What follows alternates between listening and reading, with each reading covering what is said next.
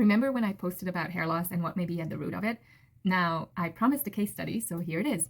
I had a client who came to me with ongoing and unexplained hair loss, and no one could figure it out. Blood work looked fine, thyroid panel looked fine, she'd seen multiple practitioners, and she's already understood some GNM and some somatics and energy work and trauma work, and she wasn't new to all of this, and she was giving up. So I told her to hold on and send me her blood work, and we can run a bioenergetic scan, a comprehensive one, to see what's going on under the surface.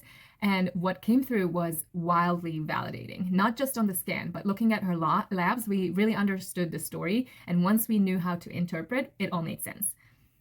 So in this video, I'm going to go a little bit into her blood work and a little bit into what came up on her bioenergetic scan, and you will be able to see how we connected it all to see what the story was under everything that she was experiencing. So let's start with her iron-related markers. So iron was not directly tested on her blood test, but hemoglobin and other iron-related markers on her blood work were all technically normal. And through the lens that I look through, hair follicles are divas, and they want oxygen, they want iron saturation, they want ferritin, so which wasn't tested here, but I can almost guarantee that if it was tested, her levels would have been suboptimal. From a GNM and energetic lens, iron would connect to value and vitality. So if there is hair loss, the body is saying, I don't feel strong enough to protect myself anymore. And energetically, it's like shedding an armor, letting go of who you had to be in order to feel worthy or safe. And if you're not working through the letting go of this consciously or subconsciously, the body has no choice but to do it for you by losing your hair. Then we looked at thyroid markers because it's commonly known that hair thinning and hair loss could be connected to thyroid functions, but they all looked normal and beautiful, and TSH was great, free T3 was great. But when someone is losing hair despite this, I'm not looking at hormones. I'm looking at what the cells are doing and if they are actually listening. So energetically, this was saying, I'm running fast to keep up with who I think I should be, but I'm losing myself in the process. And with GNM, we know that thyroid relates to time-based conflict. When you are doing more faster, you have to do it in a better efficiency, and that leads to burnout hair.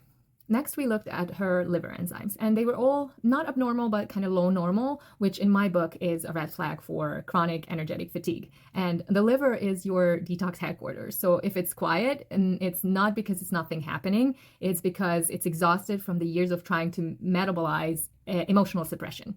And GNM links the liver to starvation conflicts, which could be literal or symbolic. And this could be for women who have young children and figuring out the family's financial situation while also caring for little kids and having this undercurrent of, I don't have enough, I'm lacking something essential, I won't survive without this resource. And it can actually show up also as well in not getting what one needs to live and it's not provided for, and they don't feel secure. So it could be self-nourishment, self-care, which is very commonly known with mothers that I work with. On her blood work, protein levels look good, albumin was solid, but protein is more about structure and resilience. So when the hair is falling out despite normal protein levels, I would ask, where are you internally falling apart but still pretending to be fine? And that is usually what hits in every case. Then we looked a little bit at her lipids, and her cholesterol was great, no issues, but there's a juicy connection here because cholesterol supports hormone building and stress recovery. So when estrogen or the feminine expression gets suppressed and there's a conflict around it, the hair often pays the price. And while the labs looked fine, and the body never lies, and the symptoms she was expressing, they were still pointing to a deeper story, one where she had to hold back, stay composed, and survive instead of expressing herself, which in GNM would be a classic identity and separation and disconnection conflict. The hair wasn't falling out because she was broken. The hair was falling out because her body was trying to complete something she couldn't voice at the time. So when we zoom out, we see that the hair is identity, the hair is protection, the hair is boundaries, and in this case, the hair loss was the body's way of saying, who I've been is no longer sustainable. I'm stressed out, I can't function, I'm not nourished, and I can't hold it together. So she wasn't broken, her body was brilliantly expressing everything, and it was speaking, and now we could finally hear it. So then we layered this in with a bioenergetic scan, and it confirmed everything her blood didn't say out loud. On her scan, we had items like the pancreas, which showed up with a constitutional depth with the marker that it came up with. And it wasn't about blood sugar. It was more about like a survival coding, about a part of her that believed that I have to hold everything together or I'll be rejected.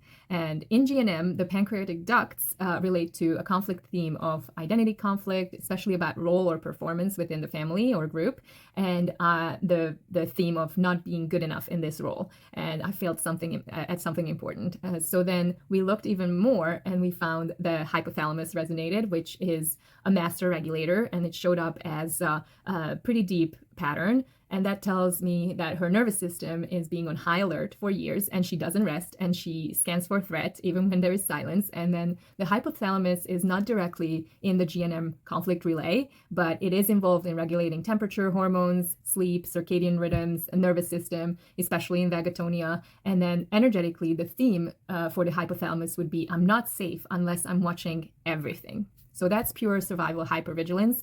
And when that is going on in the background, of course, the hair falls out because the body says, I have to focus on surviving instead of focusing on growing. And when the body is in this deep survival mode, it has to separate from source through the crown. And then there is a localized separation conflict, which explains the hair loss in a very interesting manner. The thyroid also resonated on her scan, even though her blood work showed normal, which means her thyroid was energetically frozen. And the message wasn't that I'm not making enough hormones. It was, I can't afford to slow down. So in GNM, this shows that it's tied to the time conflict, the pressure to do more, the pressure to do everything faster. And energetically, it's the woman trying to stay 3 steps ahead while also falling apart in the background. Then the large intestine resonated as well, holding very deep ancestral themes, like I must hold it in and I can't afford to release what's weighing me down. And in GNM, we would see this as an indigestible morsel conflict. And energetically, this would be absorbing the pressure and carrying what didn't belong to her. And this is where energetics can point out what you can't pinpoint by just going into your body, because at times we have no conscious experiences that stand out and validate this pattern since it has a generational origin. The ovaries resonated as well, which is with more of a superficial pattern, which wasn't meaningless, but on a scan, when I see it, it means that she doesn't feel safe to soften. And when femininity gets silenced, the hair, that crown, often goes with it. So as you can see, her blood work, her scan, they all told a chapter of the same story. And then it was tired of being strong, feeling disconnected, scared to let go. I don't feel safe to be seen. So her body responded with the only language it had left, with the shedding, the slowing, the whispering of something is not right, something is not aligned. And this is where things started to shift. So once we laid out the full picture, the blood work, the scan, the subconscious themes, the core beliefs, everything made sense to her. And when things finally make sense, then your system can stop fighting. Because once you see the root and you realize that this whole thing was just a stuck vibrational imprint and a language that your body adapted to, and it was just a belief that you unknowingly velcroed to your lens of reality, you can't unsee it. And the resolution will be long-term, it will be real, and it will be deep. And it becomes possible. So her nervous system no longer needed to fight what it finally understood, so her body could start doing what it always wanted to do, which was heal. So this is what we do in the space I hold, and it is about making sense of your symptoms in a way that you can understand.